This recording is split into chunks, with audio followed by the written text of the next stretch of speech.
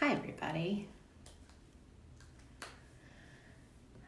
So I wanted to pop into your news feed for just a few minutes tonight to say a few things and to just offer you a little bit of music, not from me personally, but from Elizabeth and Emily.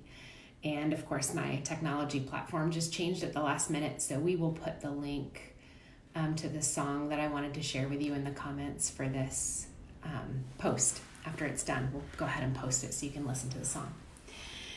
So it's Maundy Thursday, which is a special day in Holy Week for anybody who doesn't normally go to church during Holy Week. It is the first of 3 days that we really kind of hold vigil with Jesus as we remember his death and resurrection. And so this is the night that we remember Jesus's Last Supper with his disciples, and we remember that he kneels at the feet of his friends and washes their feet.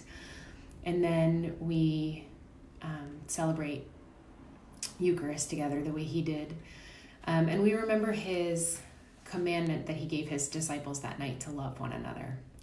And so Maundy comes from a Latin word that I will not try to pronounce to you, but it means basically a mandate or a command. And so we call it Maundy Thursday because we're remembering those three things.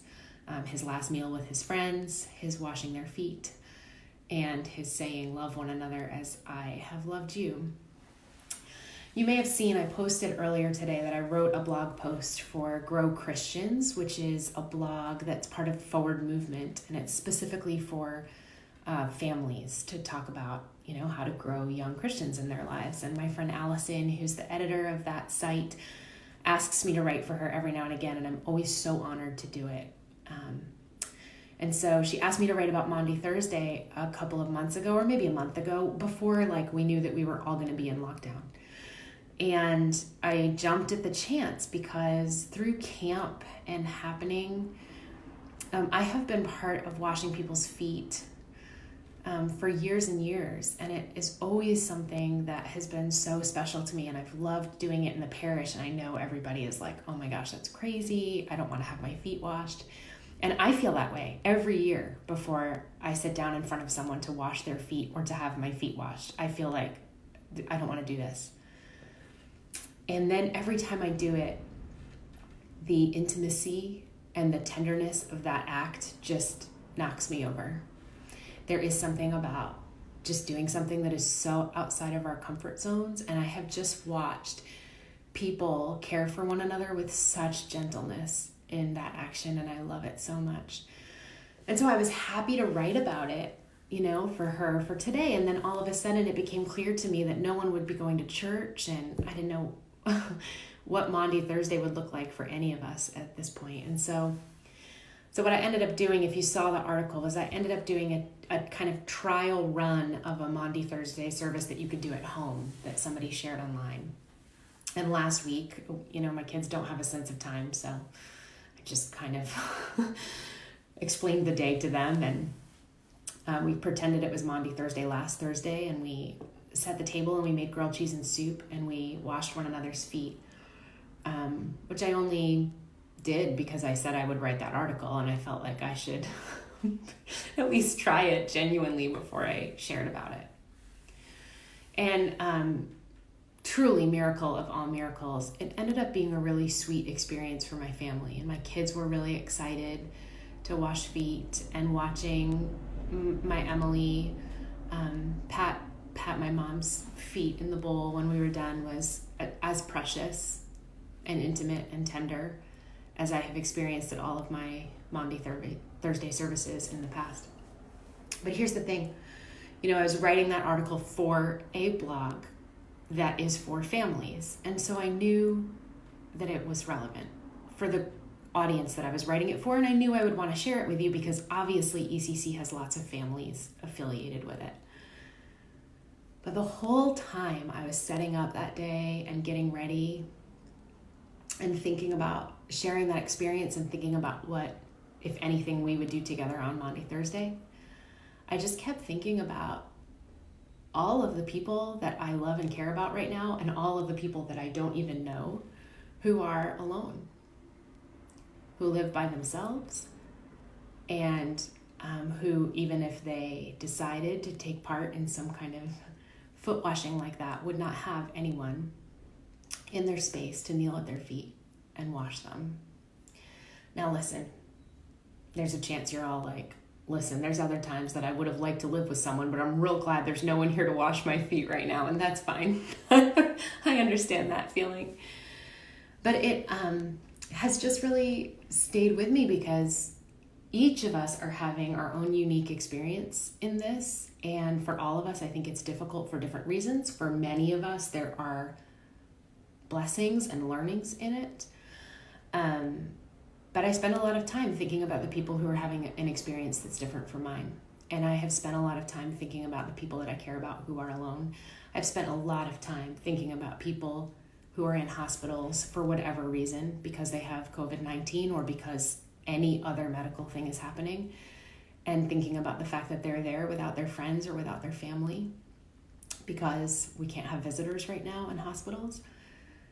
And gosh, my heart just aches for people who, on top of everything else, might be lonely in this.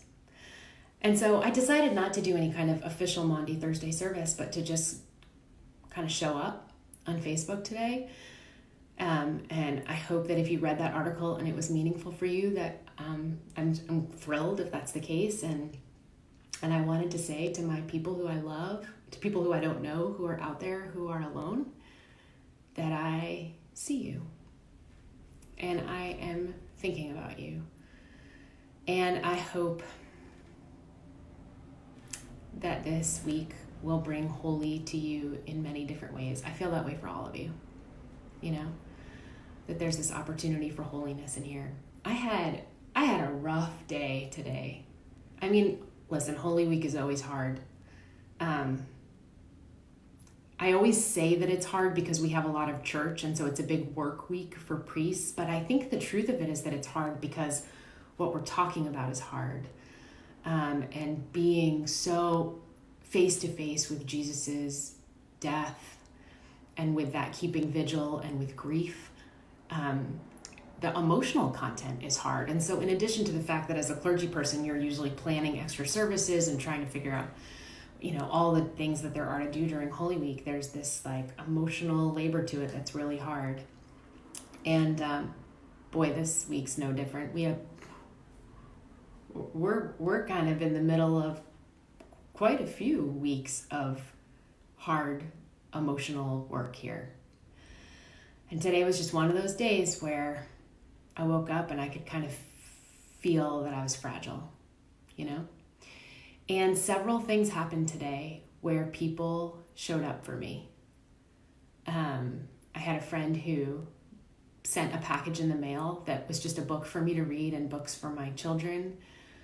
I reached out to a colleague that I barely knew in Washington State because I was trying to get support for somebody out there, and that colleague just jumped to help in any way he could.